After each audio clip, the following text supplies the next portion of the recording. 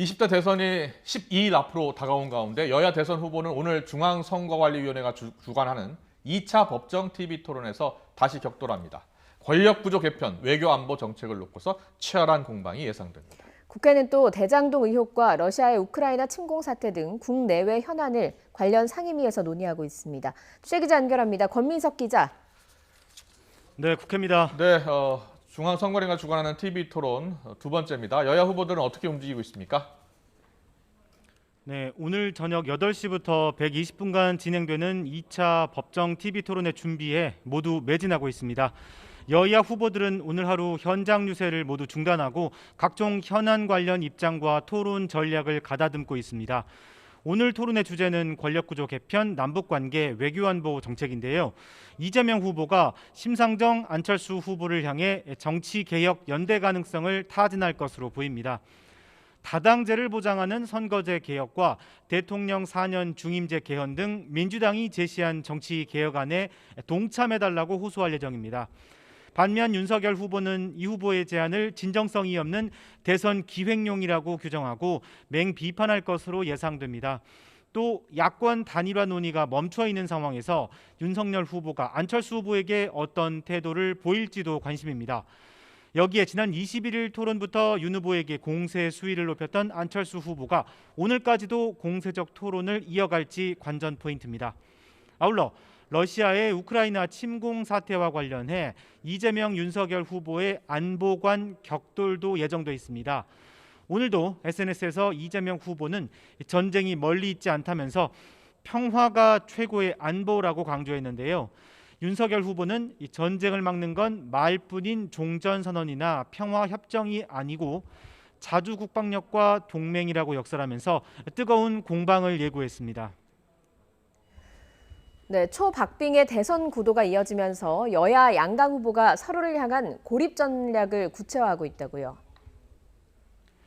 네, 이재명 후보 측은 어제 다당제를 보장하는 정치개혁안을 제안하면서 안철수, 심상정, 김동연 후보도 같은 방향으로 가고 있다고 했습니다.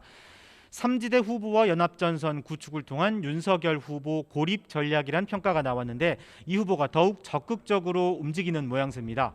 어제 강경 보수 성향인 우리공화당 조원진 후보에게까지 전화를 걸어 민주당의 정치개혁에 동참해달라고 요청한 겁니다.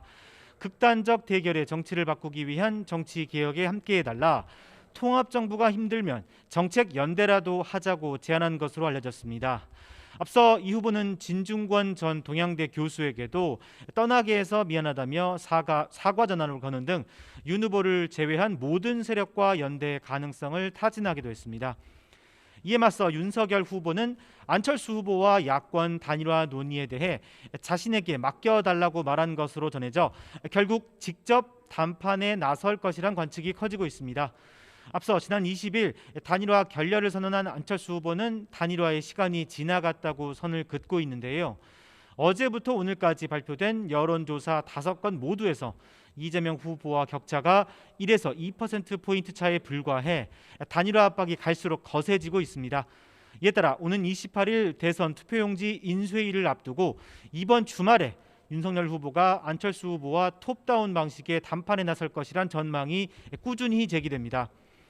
오늘 아침에도 이준석 대표가 라디오 인터뷰에서 단일화와 관련해 윤석열 후보 의중이 최우선이라고 밝히는 등 실제 단일화 움직임이 구체화할지 주목됩니다. 여야 대선 후보를 겨냥한 네거티브 공방도 연일 달아오르고 있죠. 네, 민주당은 오늘 윤석열 후보를 향해 봐주기 수사 의혹을 추가로 제기했습니다. 2003년 파주 운정지구 개발 비리 사건과 관련해 윤 후보가 친분이 있는 삼부토건 관련자들을 제대로 수사하지 않았다고 주장했습니다. 윤석열 후보가 삼부토건 비리를 봐줬다는 증언이 삼부토건 조남욱의 후계자이자 윤 후보와 호영호재하는 사이인 조시현 씨의 입에서 나왔습니다. 보도에 따르면 조 씨는 서결이 형한테 3번이나 걸렸다. 민주당은 또 윤 후보 배우자 김건희 씨의 전시 기획사가 했다는 앤디 워홀 전 전시 이력도 허위라고 주장했습니다. 이에 맞서 국민의힘은 이재명 후보를 겨냥해 대장동 개발 의혹을 증폭했습니다. 성남도시개발공사 팀장이었던 정민용 변호사가 고속도로 배수구에 버린 것으로 보인다는 대장동 문건 보따리를 입수했다고 밝혔습니다. 이를 토대로 이재명 후보가 대장동 일당에게 2,700가구의 용적률 특혜를 줬고 의도적으로 대장동 임대아파트도 포기했다고 주장했습니다. 이재명 당시 성남시장은 임대아파트 사업을 킬시키고 시장 마음대로 쓸 수 있는 현금을 1,822억 원을 받고 2018년 선거를 앞두고 시민 배당으로 뿌리려는 시도를 하게 됩니다. 여야는 또 국회 법제사법위원회에서도 네거티브 대리전을 펼치고 있는데요. 민주당 박성준 의원은 윤 후보가 시력 문제인 부동시로 병역 면제를 받았다며 2002년 검사 임명 당시 신체 검사 자료 공개를 요구했습니다. 또 배우자 김건희 씨의 도이치모터스 주가 조작 가담 의혹에 대한 철저한 수사도 촉구했습니다. 반면 국민의힘 권성동 의원은 대장동 주범은 누가 봐도 이재명 후보라고 공격했습니다. 또 조재현 대법관이 대장동 녹취록소 그분은 자신이 아니라고 반박했다며 대장동 사건 주범이 윤석열이라는 건 손바닥으로 하늘 가리기라고 비판했습니다. 네, 그리고 국회도 러시아의 우크라이나 침공 사태와 관련한 대책을 논의하고 있다고요? 네, 관련 상임위인 외교통일위원회가 오후 2시부터 진행 중인데요.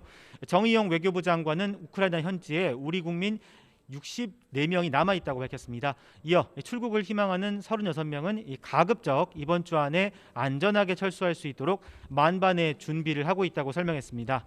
여야는 또 우크라이나 사태를 계기로 안보 공방도 주고받았습니다. 윤석열 후보 공약의 연장선상에서 국민의힘 김석기 의원은 북한 위협에 대비한 사드 추가 배치 필요성을 주장했습니다. 반면 민주당 김경형 의원은 섣부르게 사드 배치를 주장했다가는 바로 우크라이나 같은 사태를 당할 수 있다고 비판하기도 했습니다. 이에 대해 정의용 장관은 한미 간에는 사드 추가 배치가 필요 없다는 합의가 돼 있다고 설명하기도 했습니다. 이와 함께 산업통상자원 중소벤처기업위원회는 우크라이나 사태에 따른 교역 문제 등 경제 파장을 최소화하는 방안도 논의하고 있습니다. 지금까지 국회에서 YTN 권민석입니다.